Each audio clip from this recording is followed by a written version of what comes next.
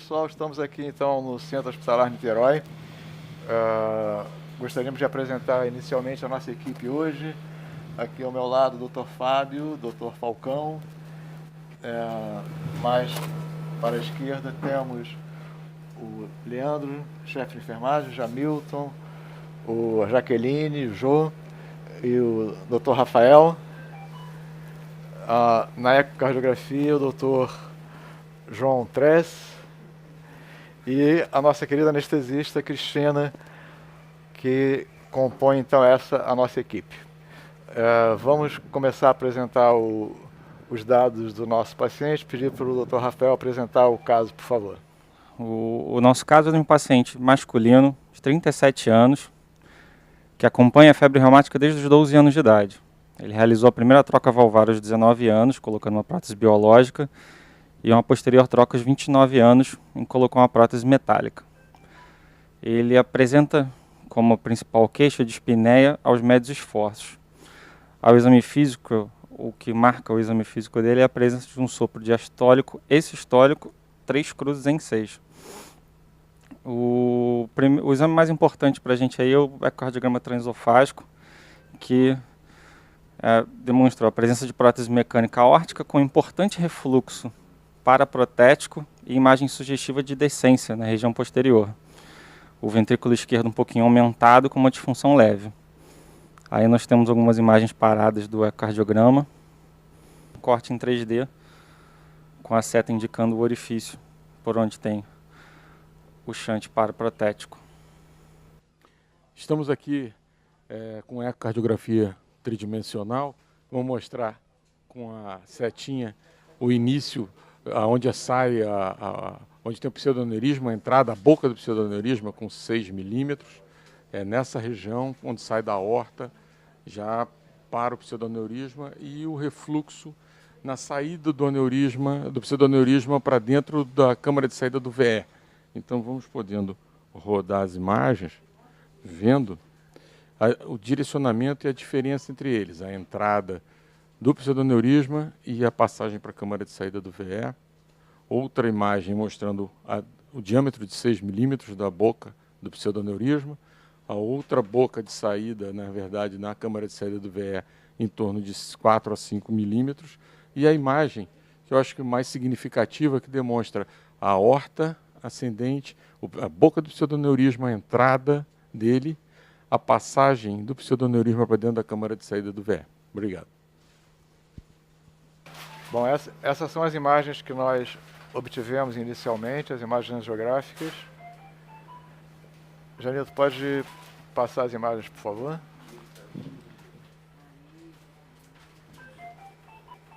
Então, essa ortografia em oblíqua esquerda, mostrando o pseudoneurisma e uma pequena dissecção na parede da aorta, bem na região proximal.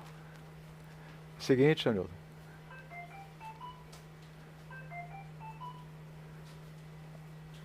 Seguinte.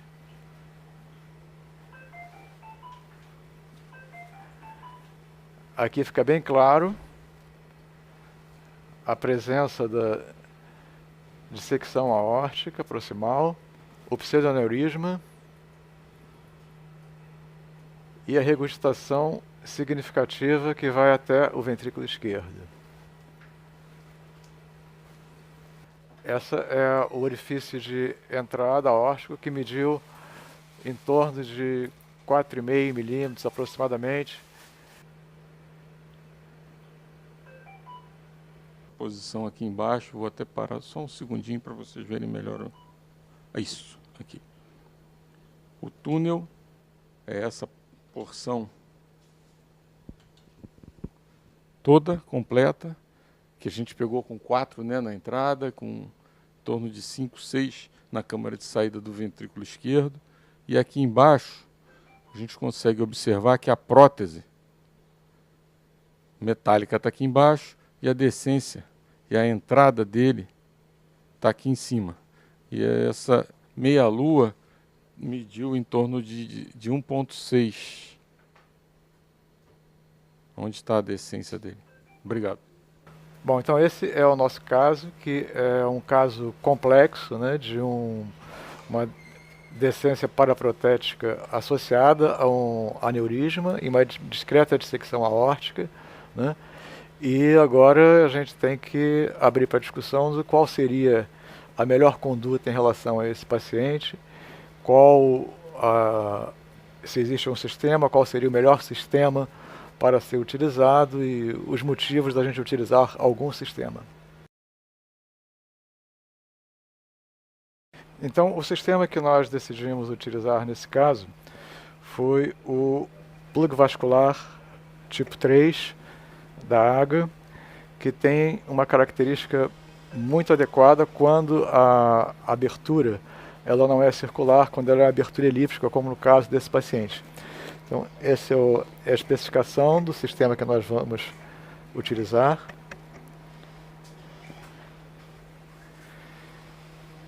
Pode dar um close aqui agora, por favor. Esse sistema ele já vem pré-montado e ele navega dentro de um catéter set French, né, possuindo um disco distal e um outro disco proximal. O maior diâmetro e a espessura, que varia de 3 a 5 milímetros nos maiores, e esse daqui, no caso que nós estamos utilizando, é um 14. Ok? Essa é a configuração que ele assume, dependendo do grau de compressão que ele sofre dentro das cavidades. Bom, nós estamos já com... Passa, por favor, estamos com a bainha já posicionada dentro do ventrículo esquerdo, uma bainha set French, e vamos introduzir agora o plug 3 14/5.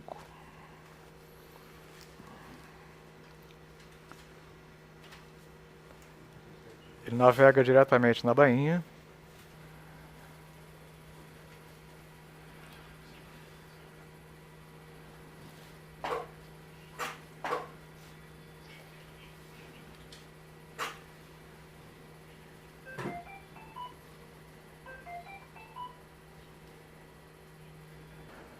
Bom, nesse momento então a gente vai agora expor o disco ventricular e tem uma pequena marca no disco distal que nos orienta em relação à posição do plug 3. Se não tiver uma posição adequada, a gente pode reposicioná-lo para que ele fique paralelo à lesão.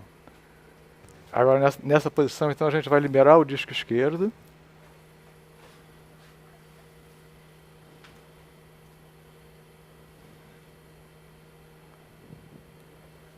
Esse é o disco esquerdo liberado.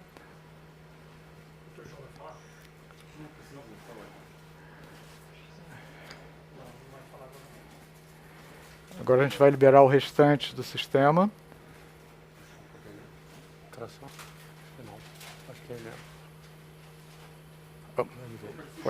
Foi muito. Ele veio.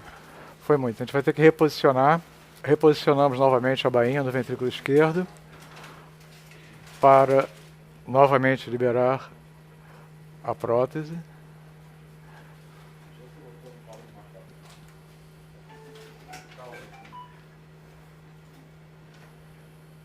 Por favor, imagem da tela.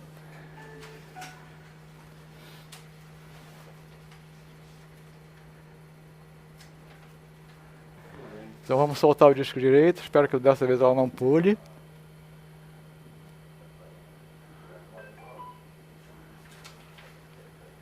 Ok, soltamos o disco direito. Fecha o Y. Pode estar interferindo.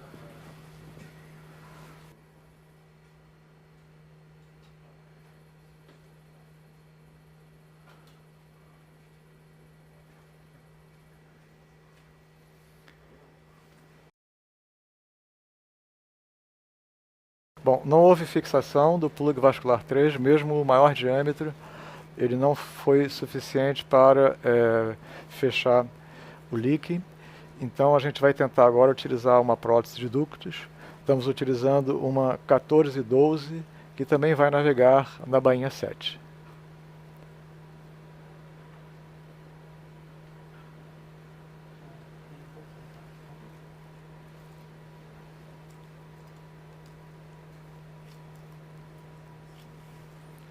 É uma 1412, tipo ADO1.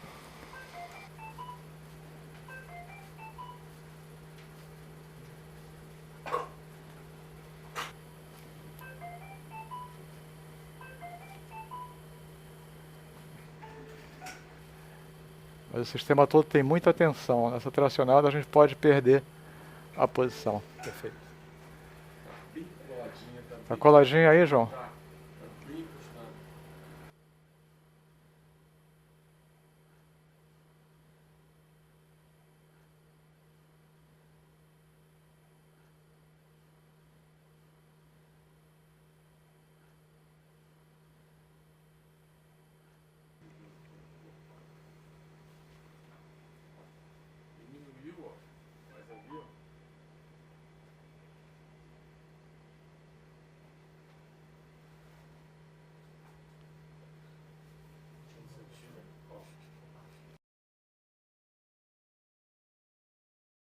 Bom, nós vimos que tinha um outro leak valvar mais posterior e nós agora então cruzamos esse outro leak.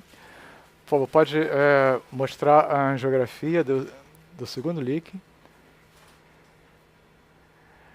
Cruzamos esse leak então com uma bainha 7 e vamos então liberar nesse outro leak o plug vascular 3 que não tinha sido fixado no leak anterior, que nós usamos o ADO 1 para fechamento. Então agora a gente vai proceder à colocação do plug 3 no segundo leak valvar.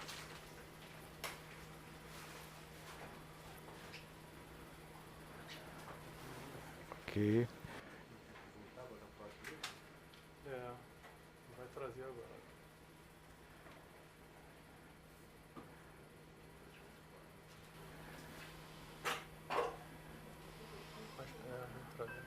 Tem que aproximá-la um pouco mais.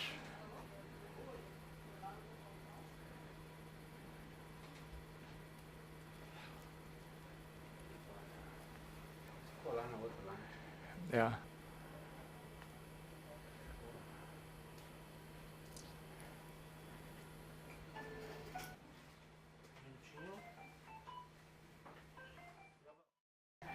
E aí, pessoal, o que vocês acham? A prótese está bem posicionada, reposicionar. A gente ainda tem um shunt através dela.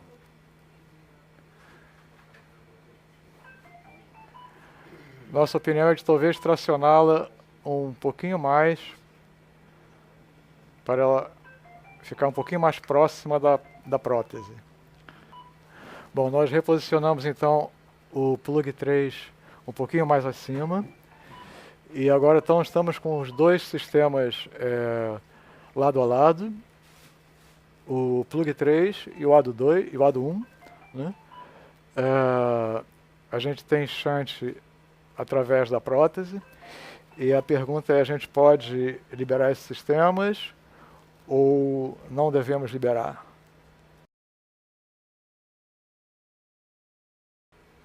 Essa é a visão em OAD das duas próteses, como ficaram.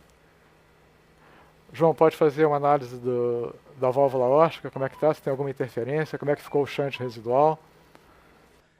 Interferência na prótese mecânica aórtica efetivamente não existe.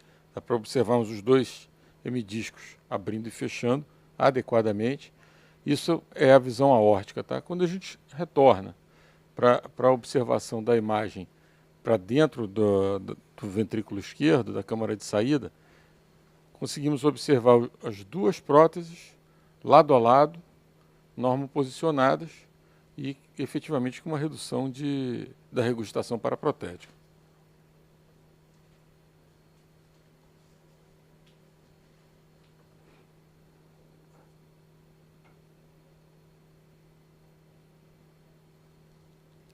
Bom, então a nossa votação aqui foi pela liberação das próteses. Nós liberamos então a prótese do ADO 1 e agora vamos Tem outro aí? liberar o plug vascular 3.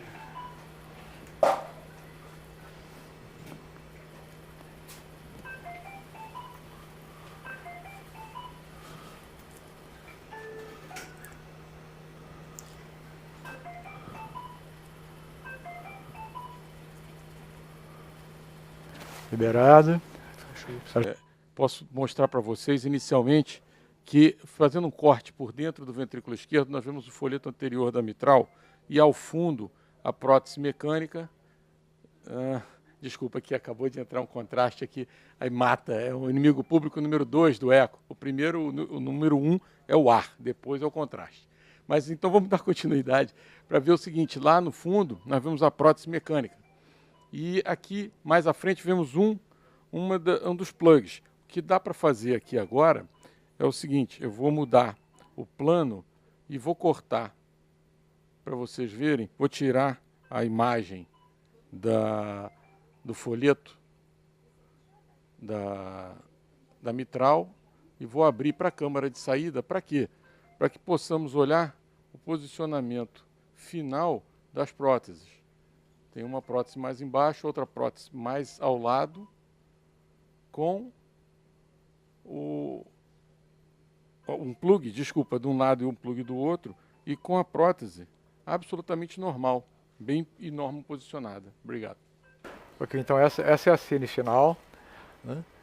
Ainda existe regurgitação através das próteses, né? Embora seja num volume menor. Seguinte, Hamilton. E esse é o resultado final.